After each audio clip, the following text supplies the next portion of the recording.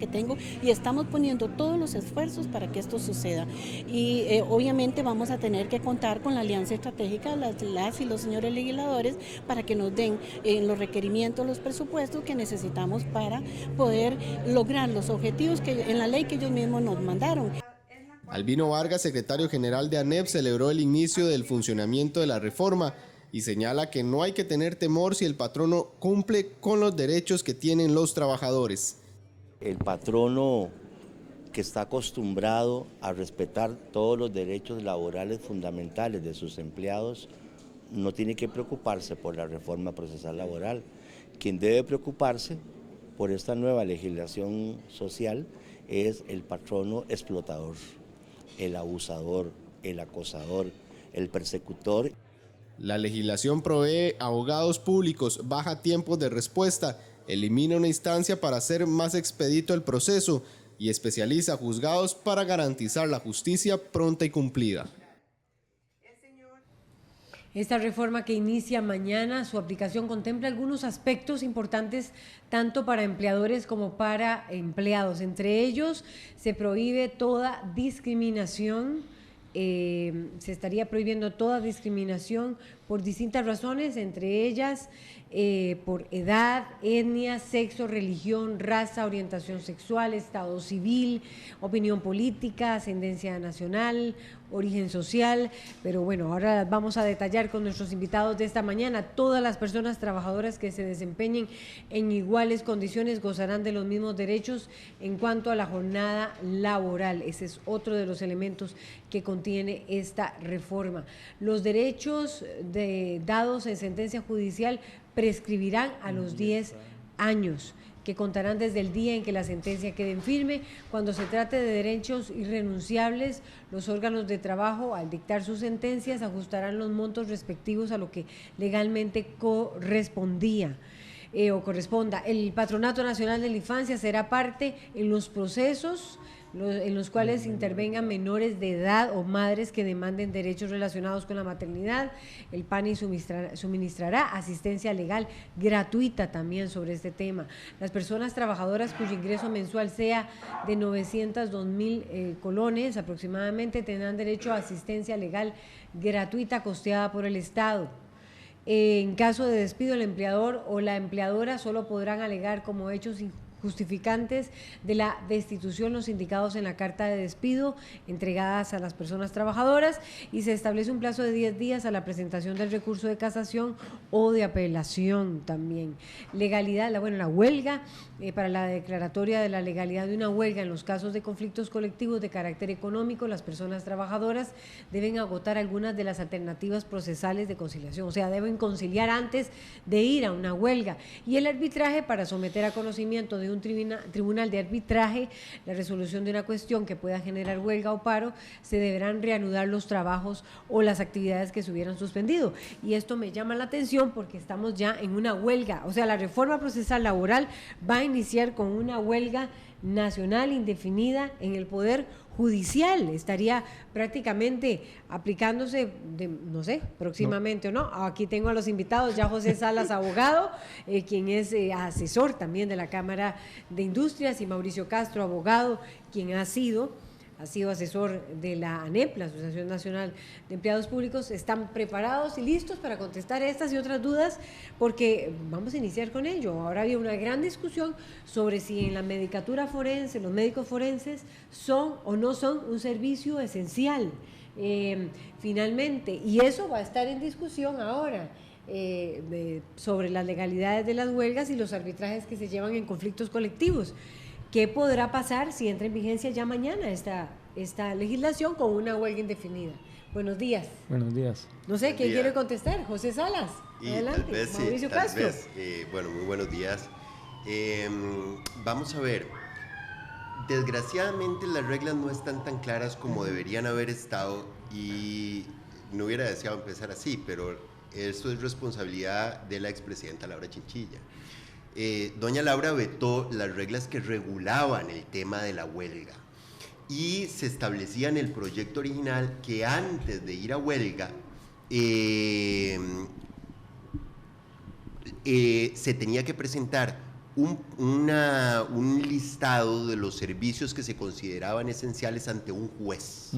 El juez lo veía, decía, este servicio es esencial, este servicio no es esencial, de manera tal que cuando entraba la huelga ya estaba eso predefinido y el juez tutelaba los derechos de ¿quién? No de los trabajadores, no de los empleadores, sino de los ciudadanos usuarios del servicio. Desgraciadamente, doña Laura vetó ese tema, digamos, a mi juicio, de una manera equivocada. Entonces, la regulación sobre huelga, desgraciadamente, no quedó tan clara como estaba en el proyecto original en virtud de eso. Dicho eso, ¿qué es lo que tenemos? Una primera cosa que hay que tener claro es que, digamos, la reforma procesal laboral tiene dos tipos de normas. Normas de fondo, la que regulan derechos y ese tipo de cosas, ¿verdad? Cuyas disposiciones solo rigen a partir de la vigencia de la ley, es decir, a partir del 25 de julio, ¿verdad? Es decir, a partir del próximo 25 de julio todas esas disposiciones rigen, pero no rigen para situaciones anteriores. Le pongo un ejemplo. La famosa carta de despido de la cual se ha hablado tanto. En este momento los empleadores tienen una serie de regulaciones sobre cómo despedir y cómo regular, cómo hacer ese despido con la ley vigente. La reforma procesal laboral modifica eso y establece que lo tienen que hacer de otra manera, que la carta de despido tiene que tener otras. Usted no puede, a partir del 25 de julio, decir el despido que usted hizo la semana pasada o hace un año, ¿verdad?, no cumplió con este requisito. No, eso solo rige para los despidos futuros, digamos.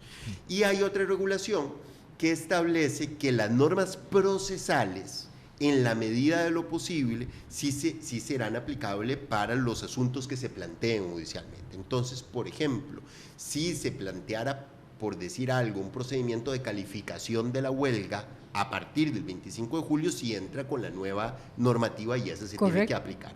Pero en lo que se refiere a la huelga, las disposiciones de fondo que son las que señalan cuándo estamos en presencia de un servicio esencial que tiene prohibida la huelga y cuándo no, eso no se modifica con relación a la regulación anterior.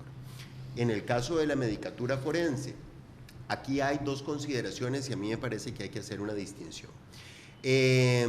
La reforma procesal laboral no define qué es un servicio esencial, lo definía, eso está dentro de los artículos que desgraciadamente doña Laura vetó en su momento. Sin embargo, el Poder Ejecutivo hace más o menos año y medio, 2 años, emitió un reglamento y ahí se definen una serie de... se define que es servicio esencial siguiendo el criterio de lo que ha sido la organización de lo que ha planteado la Organización Internacional del Trabajo. ¿Qué es un servicio esencial? Muy simple, aquel servicio cuya paralización ponga en peligro de forma inmediata la vida, la salud o la seguridad de las personas. Por ejemplo, el servicio de emergencia o el servicio de bomberos, la policía, es decir, esos son servicios esenciales donde si usted los para, entonces puede amenazarse la vida, la salud, la seguridad de las personas. Esos son servicios esenciales. Hay un reglamento ya. Claro, hay un reglamento y además está lo que la OIT ha venido diciendo desde hace muchísimas décadas con base a un convenio que es el convenio 87, que es ley de la República también. Entonces digamos que tenemos ese marco, no tenemos que inventar.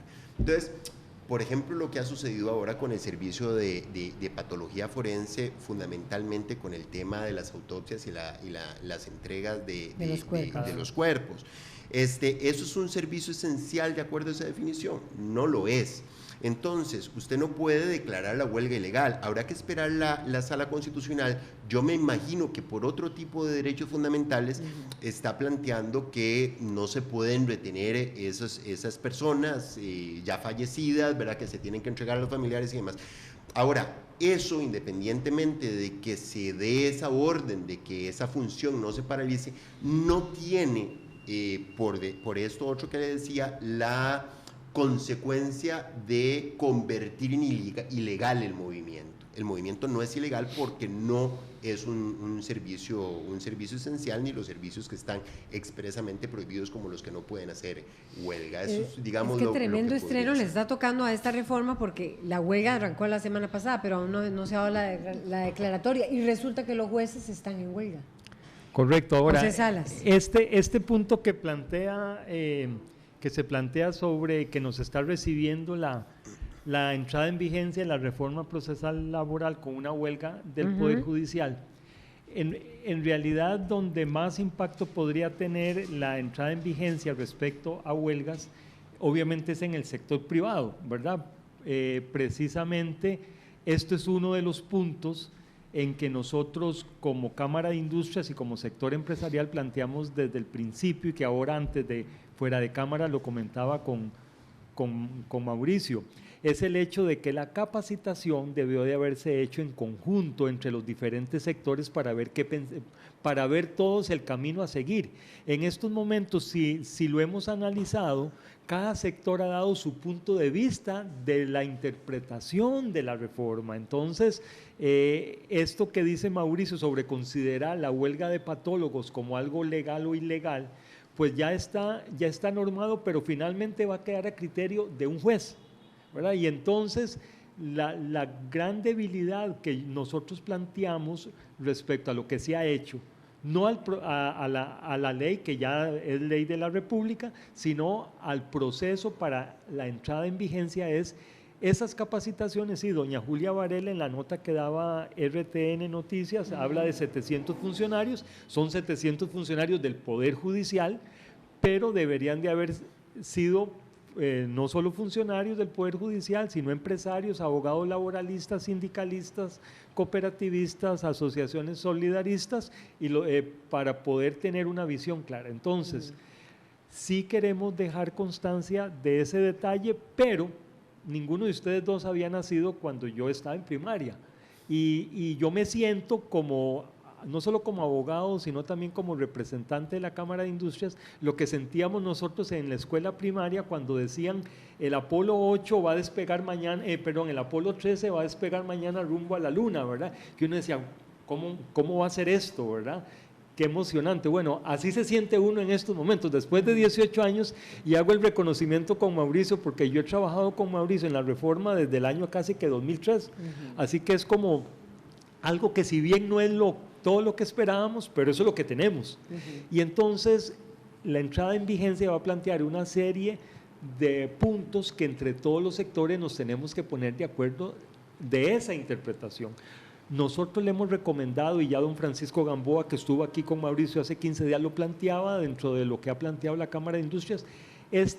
Si usted lo quiere interpretar adecuadamente, la reforma procesal laboral debe ser un salto hacia adelante cualitativo de parte de la empresa, es decir, que sus decisiones sean tomadas dentro de un carácter técnico, y don Albino Vargas lo dice correctamente. Don Albino dice, para aquel empresario que respeta sus derechos laborales de sus trabajadores, esto no cambia, va a seguir exactamente igual.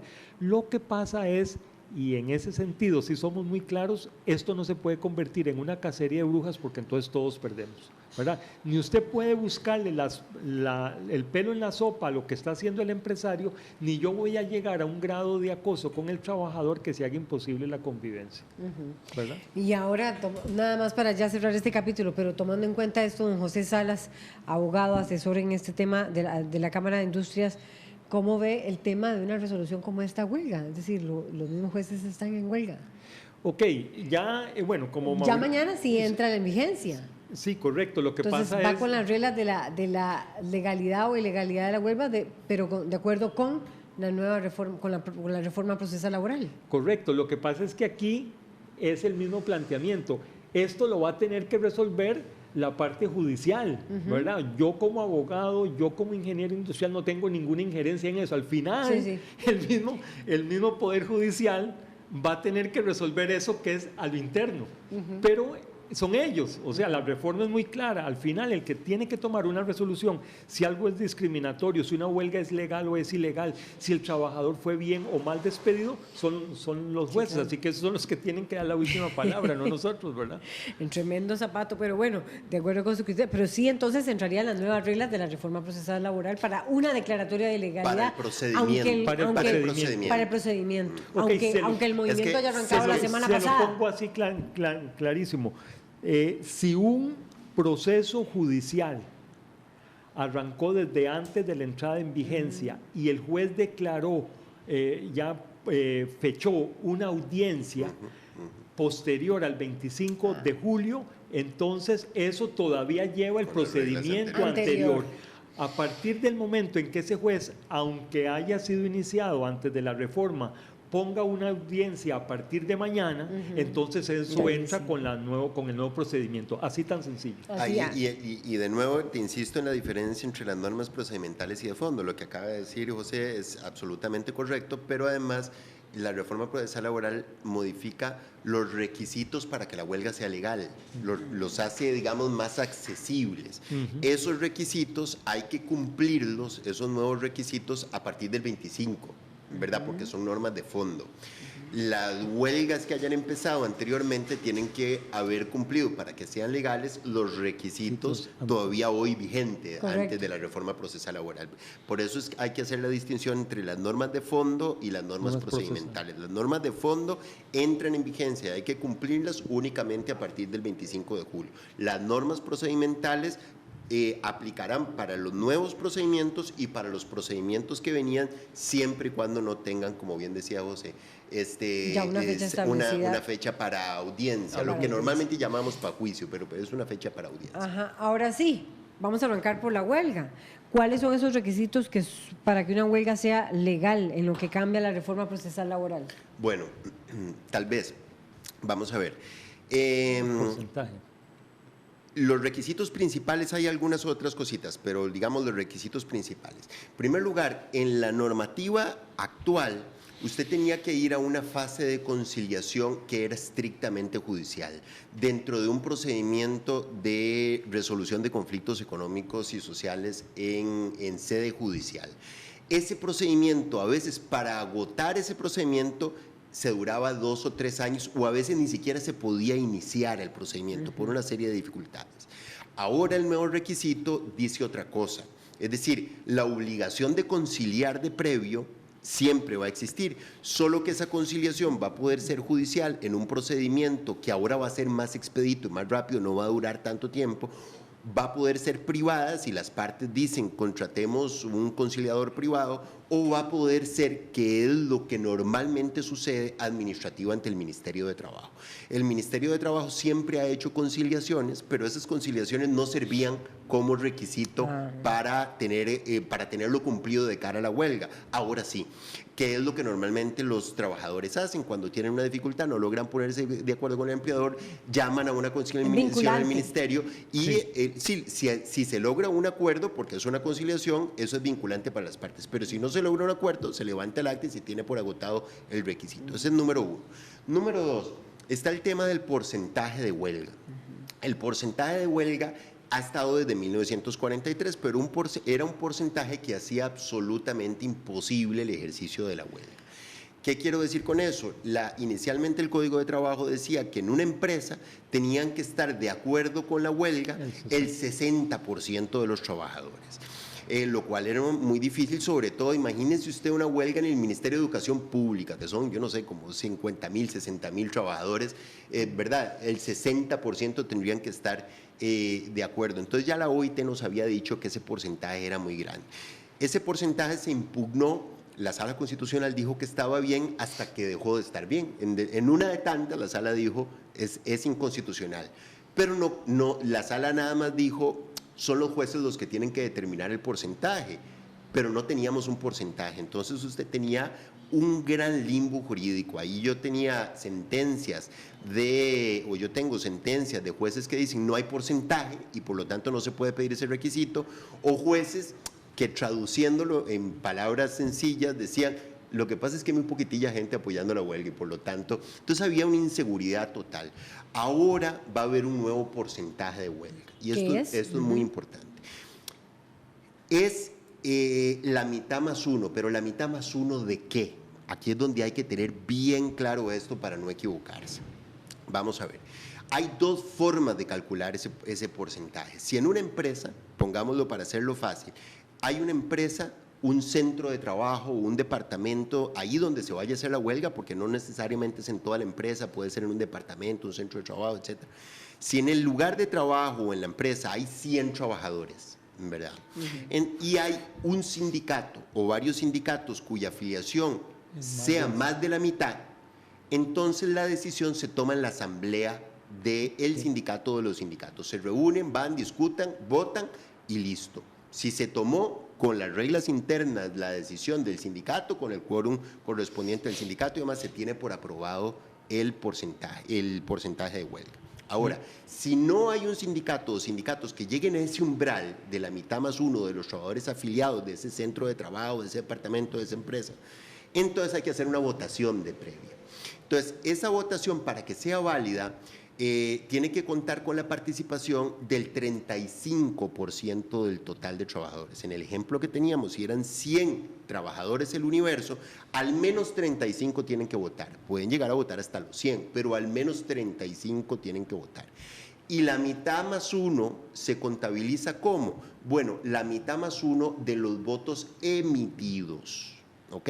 Entonces, en ese ejemplo, pongamos, si llegaron a votar 40, por decirlo de alguna manera, si 21 dijeron que sí a la huelga, se tiene por cumplido el porcentaje, ¿verdad? Ese es, digamos, como el segundo requisito.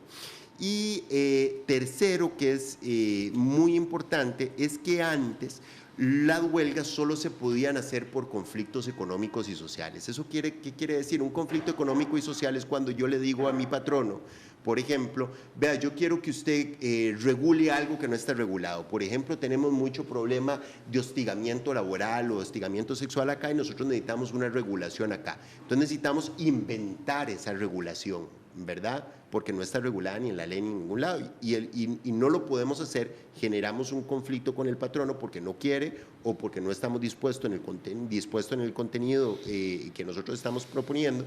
Entonces es un conflicto económico y social. Solo ese tipo de conflictos podían ir a huelga antes.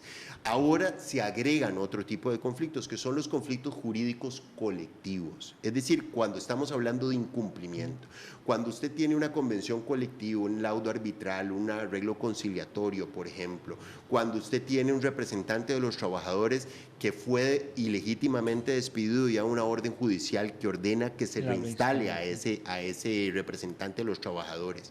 Cuando usted tiene, por ejemplo, maltrato con los trabajadores, el caso típico de un capataz bananero, por ejemplo, o a veces pasa en la administración pública que llega un nuevo jefe de departamento y llega con la mano dura y empieza a maltratar a todo el mundo. Bueno, hay un tema colectivo de incumplimiento de la ley. Ahora también se abre la posibilidad de que en ese tipo de conflictos se le intime al patrono, se le diga: yo no voy a ir a una conciliación, le doy un mes para que usted arregle esta torta, ¿verdad? Para que cumpla la ley, y si no se va en un mes, vamos a la huelga. Eso, digamos, hay otros requisitos, pero digamos son como los requisitos esenciales. Yo le agregaría a lo que Mauricio está citando dos, que son cambios fundamentales también, o sea, no son, a pesar de que parecen detallitos, son cambios fundamentales.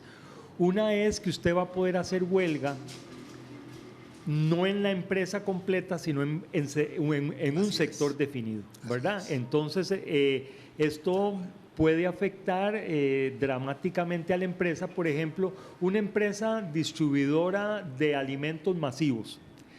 No es necesario que toda la empresa se ponga en huelga, con solo que los choferes de los camiones repartidores se pongan en huelga, la empresa se paraliza porque no hay producto para ser distribuido.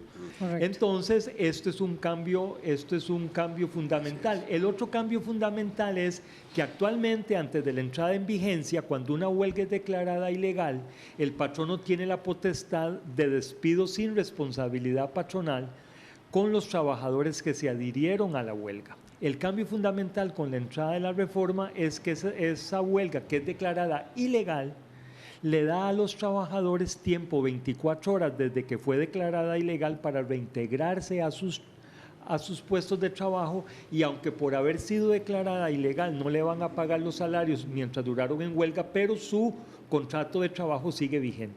Entonces, esto es un punto que el sector empresarial estuvo en desacuerdo desde el principio. Sin embargo, como se lo comentaba antes a Mauricio, bueno, esto fue un acuerdo y inicialmente se quería que fueran 48 horas, finalmente se logró el acuerdo de que fueran 24. Aquí es donde el sector sindical o los comités de trabajadores van a tener que informar muy bien a su gente en el momento en que una huelga sea declarada ilegal para que sepan que en 24 horas deben de reintegrarse. Tal vez una cosita adicional, ya que José plantea el tema de cómo se puede hacer la huelga. Vea cómo funcionaba hasta ahora, ¿verdad? Ponga usted una empresa, una institución de 1,000 personas trabajadoras. Entonces, teníamos esa nebulosa de cuál era el porcentaje, si era la mitad, si era cuánto era. Teníamos ahí una duda, ahora ya vamos a tener reglas claras. Pero cómo se contabilizaba el porcentaje, lo que se hacía es que se presentaba la solicitud de calificación de la huelga ante un juez y el juez iba o enviaba al secretario del despacho a contabilizar cuánta gente había en huelga, sí. Lo cual a veces, perdónenme lo coloquial, a veces se hacía a ojo de buen cubero, ¿verdad? Claro. Llegaba a decir, no, hay mucha gente, muy poquitilla gente en huelga, se declara legal, se declara ilegal. Ahora esto se va a modificar siguiendo lo que vos se planteaba por lo siguiente. No es solo que la huelga se puede hacer por un conflicto en un departamento. Por ejemplo, usted tiene una empresa bananera, digamos, que tiene desde la siembra, cuidan las plantas, la desija, todo eso, la cosecha, cortan las matas de banano, las llevan, las limpian, las lavan, las cortan, las meten en cajas y luego las transportan hasta su lugar de exportación o de venta. Pero de repente puede ser que el conflicto surja por los empacadores, digamos, en el departamento de empaque. Es decir, hay condiciones de trabajo ahí con relación a los cuales puede surgir el conflicto. Entonces puede ser, como bien decía José, que el departamento de empaque sea el que se vaya a la huelga. Pero yo le sumaría algo adicional que es muy novedoso, por lo menos para Costa Rica, que es que puede ser que el conflicto sea para toda la empresa también. Pero los trabajadores en ejercicio de la huelga van a decidir que para. Es decir, usted se paró. El empaque exacto, o donde usted se limpian los tiene que tener el helechos, apoyo y entonces usted va a la asamblea sindical, en el caso que les mencionaba, o a la votación y usted tiene el apoyo. Bueno, usted ya consiguió el apoyo, los trabajadores están apoyando. Pero no necesariamente todos los que están apoyando la huelga tienen que ejercer la huelga, tienen que empezar a ir a huelga, sino que perfectamente se puede decir, no, lo que va a parar es el departamento tal, lo que va a parar es el departamento tal, o inclusive usted puede decir, va a parar el departamento tal una semana, o un día, o 3 días, y luego va a parar el departamento tal, 3 días y demás, y eso usted lo puede hacer rotativo, lo puede hacer gradual y demás. Entonces hay una mayor flexibilidad, no se trata de una paralización total en toda la empresa, lo cual es beneficioso y perjudicial para todo el mundo, digamos. Es beneficioso para los trabajadores porque no necesariamente todo el mundo tiene que estar en huelga para que ejerciendo la huelga para que sea legal. Y es perjudicial para el patrono porque ciertamente el ejemplo que ponía José es tal cual, ¿verdad? Si por ejemplo la distribución es la que se va a huelga, entonces ahí tiene eso, pero hay otras tareas que se pueden seguir desempeñando. ¿Verdad? Perfectamente en la empresa, si es que esas no se... Entonces, lo que yo insisto es que la reforma procesal laboral no solo modifica los requisitos, se hace la huelga más accesible, lo cual no nos tiene que asustar. Recordemos que la huelga es un derecho humano fundamental, que está en la Constitución, en los tratados, y que todos los países civilizados de la Tierra lo tienen. Pero además, flexibiliza su ejercicio.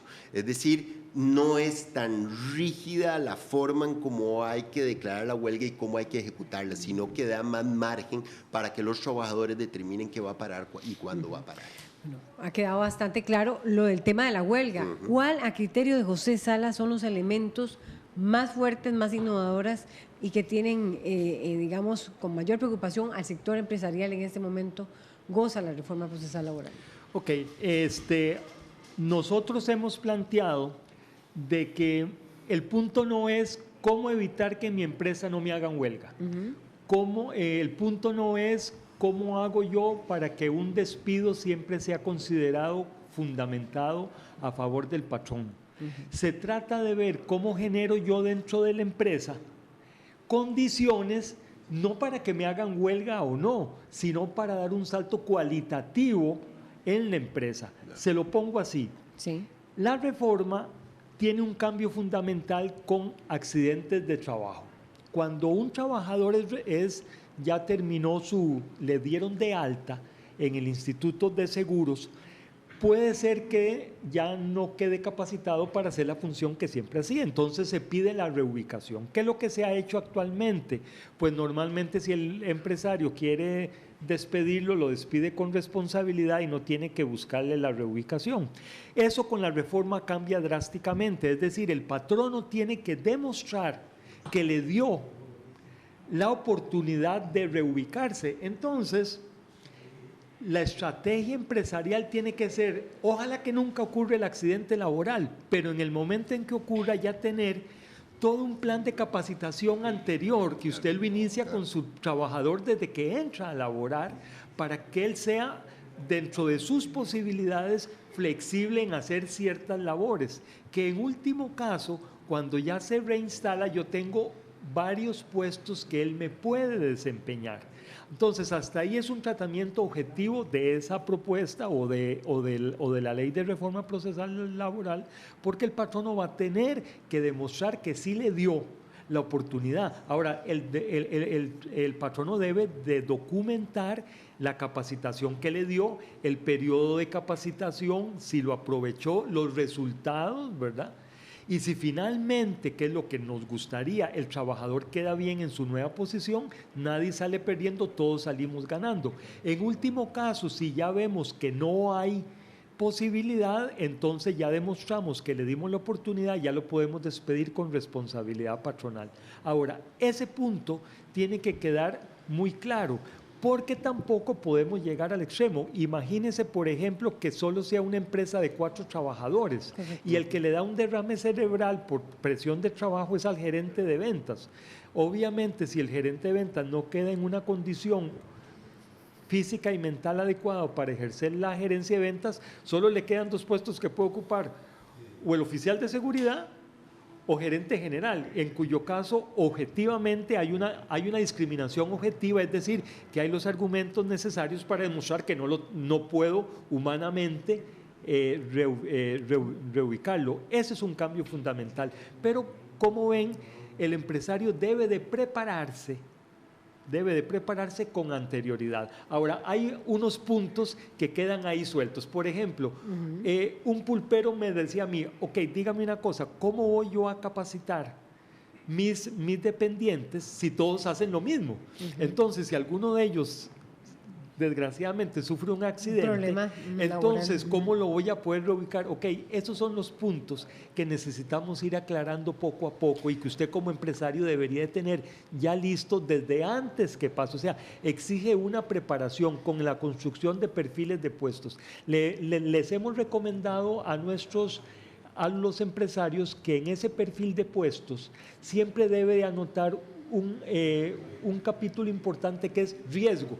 O sea, el riesgo que genera ese puesto de trabajo, que puede ser leve, puede ser moderado o puede ser bastante drástico. Porque, por ejemplo, ¿qué es una discriminación objetiva? Yo, dentro de un puesto de auxiliar de bodega, yo puedo decir que si es una dama, deberíamos de practicarle una prueba de embarazo, porque como ella tiene que alzar entre 20 y 25 kilos de peso diario, obviamente la Constitución nos exige respetar la vida de la señora y del bebé en gestación de primera entrada. Entonces, eso prevalece, es una discriminación objetiva. Una discriminación subjetiva en el caso del embarazo es que me queden 3 personas, 2 hombres y una mujer, la mujer es la idónea, pero como está embarazada no la toma en cuenta. Esa discriminación es la que la reforma está castigando como un trato discriminatorio hacia la mujer, pero no podemos irnos al mero detalle y volver, como decía antes, que es lo que a mí no me gustaría, que la reforma, y al sector empresarial menos, que la reforma se convierta en una cacería de brujas en donde esto se vuelva insostenible. Entonces, esos detalles de la reforma son básicos y son en los que hemos estado trabajando bastante fuerte. Vean qué interesante sobre ese tema. Mauricio, una de las cosas que más ha llamado la atención es el tema de la discriminación. Sí, es lo más, bueno, es muy innovador. ¿Cómo no? Los temas. Bueno, igual la carta pero Demos un pasito adicional, ¿verdad? Digamos, lo que normalmente se dice es, bueno, es que la ley amplió, ahora son 14 causas especificadas, puede haber más porque es un listado abierto que se llama, otras similares puede haber. Pero insisto, esas 14, ¿verdad? Lo que refleja es una serie de prácticas discriminatorias que nos refleja lo que somos, lo que desgraciadamente somos como país, ¿verdad? Es decir, si no existieran problemas graves de discriminación en el empleo o en otros lugares, no habría preocupación. Bueno, sí, ponga las causales que usted quiere, ¿verdad? Pero lo cierto del caso es que muchas de esas lo que reflejan son prácticas históricamente discriminatorios, culturalmente discriminatorios. Todos sabemos, porque ha sido hiperdemostrado, que a las mujeres se les paga en el mismo puesto menos que a los hombres. Eso es así. Entonces, culturalmente nosotros hemos aceptado como que eso está bien, discriminar a la mujer. O el tema de los representantes. Vea, aquí hay un tema que yo quiero traer a colación y que es muy importante. Obviamente las generalizaciones en estas cosas son inadecuadas, pero hay que hacer algún nivel de generalización por efectos del tiempo. Básicamente la práctica empresarial, de nuevo, con sus excepciones, ha sido que si de repente en una empresa pequeña, mediana, grande, lo que sea, hay un conflicto laboral y de repente los trabajadores dicen, bueno, nombremos a Laura Martínez para que nos represente en esta empresa, ¿verdad? Y entonces esa persona va y dice, vea, yo soy el representante sindical de los trabajadores que me nombraron a mí, ¿verdad?, para venir a discutir este tema con usted. Buena parte de la práctica histórica y cultural ha sido, tenemos que quitar el cáncer antes que se esparza, ¿verdad? Es decir, no podemos dejar que los trabajadores se organicen. Imagínense, estamos pensando que el ejercicio de ese derecho humano fundamental es un cáncer que hay que extirpar, ¿verdad? Y no le estoy diciendo ni siquiera que los trabajadores se afiliaron a un sindicato que nos caiga bien o mal, no, que ahí en la empresa constituyeron una organización y nombraron representantes. Entonces, la práctica tradicional, ¿cuál ha sido? Y esa ha sido mi experiencia de muchísimos años. El despido inmediato de los representantes y la presión a los trabajadores para que se desafilien de esa organización, ¿verdad? Eso evidentemente es un trato discriminatorio, viola a partir de la reforma procesal laboral el fuero sindical y es un trato discriminatorio para los trabajadores. Entonces voy de nuevo a la prevención, La reforma procesal laboral, igual que como lo planteaba José, con relación al tema del manejo de las diferencias, del manejo de las personas que tuvieron un riesgo laboral, ¿verdad? La conceptualización de cuando una persona es capaz o no para el trabajo, ¿verdad? Todo ese tipo de cosas implica un cambio cultural que yo siento que José ha planteado muy bien. A la hora de decir, nosotros no podemos seguir haciendo las cosas de la misma manera, tenemos que empezar a pensarlo de otra manera. Bueno, igual pasa con esto.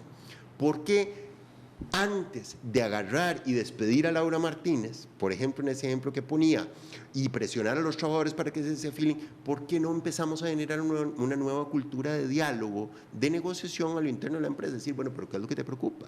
¿Por qué no nos ponemos de acuerdo? ¿Por qué no conciliamos sobre esto y demás? ¿Verdad? Entonces, de nuevo, igual que en cada una de las causales de discriminación, todas ellas implican un cambio cultural, un cambio en la cabeza para no tener problemas, como lo decía Albino, como lo decía don José. Laura, y quiero agregar sí, sobre José ese Salas. tema de Mauricio, digamos, que esa transparencia, o sea, el empresario debe ser transparente, que no es lo mismo que me ayuden a tomar decisiones, no, la decisión final siempre la va a tener el empresario porque el riesgo del negocio es de él. Pero hay formas en que esa transparencia puede ser muy fácil. Por ejemplo, el tema de las políticas de la empresa. Uno de los problemas mayores que tienen los trabajadores es, bueno, ¿y cómo se hacen las cosas en esta empresa? Porque puede ser que la empresa donde trabaja Mauricio, llegar tarde 10 minutos no es pecado, pero puede ser que usted en otra empresa, 1 minuto ya es una falta. Entonces, cuando usted le define al trabajador, ok, vea, la política de llegadas tardías es esta, y aunque usted no esté de acuerdo como trabajador, siempre y cuando eso no viole nada de la normativa vigente, ya usted le marcó la cancha a su trabajador, que luego él no puede alegar, ¿verdad?, que me discriminaron o que eso no era cierto, porque ahí hay una política debidamente firmada por el trabajador donde está enterado. Entonces, eso es otro punto en que los empresarios tenemos que trabajar fuerte. O nos vamos por un reglamento interno de trabajo debidamente aprobado por el Ministerio de Trabajo, o nos vamos por una política, ¿verdad?, por una política de cada uno de los temas críticos de la empresa. Obviamente Mauricio me va a decir, o te vas por una convención colectiva, también, ¿verdad? Todo está dentro de la gama que podemos ofrecer. Sin embargo, todo parte de la transparencia, y por transparencia entendemos, vea, no hay nada peor para un empresario que cuando tiene que comenzar a despedir porque ya la parte financiera no le da. Es decir, de 100 trabajadores va a tener que despedir 20. Ok, ¿para qué se va a esperar a que ya vaya a despedir los 20 para avisarle a su personal de que vamos a despedir 20? No. Desde un inicio, cuando la parte financiera ya no es la que, entonces los trabajadores deben de estar al tanto por dos razones. Una, para poner su máximo esfuerzo, y la segunda, para que estemos enterados cómo va el negocio. Entonces, esa transparencia es la que me va a ayudar, como decía Mauricio, a tomar un acuerdo entre la parte patronal y la parte de los trabajadores agrupados en sindicatos o en un comité permanente, de la forma en que se quiera regular eso. Pero ese punto no se da en el momento en que yo ya tengo el problema ahí. Yo tengo que empezar a trabajar desde antes, y al final de cuentas, si lo logra, nunca le hacen ninguna huelga, nunca lo demandan judicialmente, su empresa ganó, y ganó productivamente, y usted va a tener un grupo de trabajadores totalmente leales y contentos, en donde eso no va a ser caldo de cultivo para una efervescencia que luego la podemos lamentar. Ahí nada más para subrayar. Porque tenemos ya que irnos, es que el tiempo se pasó rapidísimo y quedaron muchos puntos. Muy brevemente, vea, hay muchos laboralistas que históricamente lo plantean. Hay uno muy famoso uruguayo ya fallecido, Américo Pla Rodríguez, que señalaba algo muy cierto. El compromiso, el acuerdo compromete, la imposición más bien genera conflicto. Es decir, ¿qué quiero decir con esto? Si a la hora de que empiece a regir la reforma procesal laboral, dentro de ese cambio cultural que uno ha empezado a sentir, porque los empleadores y los trabajadores mismos están diciendo, bueno, voy a verme a ver cómo venía haciendo las cosas. Si dentro de esa lógica empieza a existir una nueva cultura laboral para la generación de acuerdos, el acuerdo es muchísimo más sólido. Y le pongo un ejemplo, la reforma procesal laboral. Si la reforma procesal laboral hubiera sido una imposición de un grupo de diputados, de la Corte, de lo que sea, no sería ley de la República, no entraría a regir el próximo 25. ¿Qué fue lo que lo sostuvo? El acuerdo. ¿Por qué? Porque el acuerdo obliga. Las partes, como bien decía José, se sienten comprometidas, aunque haya cosas que yo hubiera querido de otra manera o que fuera mejores. Bueno, eso trasladado al centro de trabajo también se aplica. En el momento en que usted genera acuerdo colectivo con los trabajadores, eso compromete más a los trabajadores y dice, compañeros, eso fue a lo que nos comprometimos y por lo tanto tenemos que cumplir.